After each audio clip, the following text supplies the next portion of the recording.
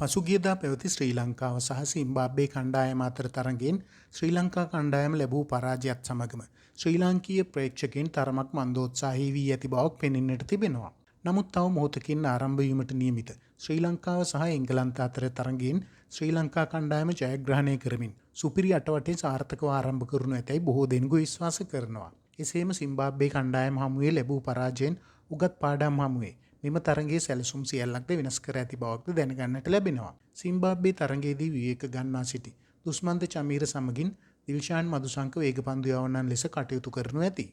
එසේම දඟපන්දු යවන්නන්ට ඉතාමත් උචිත ලෙස මෙම තනතිල්ල හැසිරුණු ඇතැයිද එහි උපරිම වාසිය ශ්‍රී ලංකා කණ්ඩායම ලබා ගනු ඇති බවත් ප්‍රවීණ විස්තර විචාරකයින් පවා මේ වන විට අදහස් දක්වමින් කියා සිටිනවා. එසේම තමන්ට හුරු පුරුදු ක්‍රීඩාංගණවලදී ප්‍රේක්ෂක උද්‍යෝගයේ මැද මෙම තරගයේ ශ්‍රී ලංකා කණ්ඩායම ජයග්‍රහණය කරමින් අවසන් පූර්ව වටේ කරා යන ගමන ජයග්‍රාහීව ආරම්භුණු ඇතැයි අපද විශ්වාස කරනවා.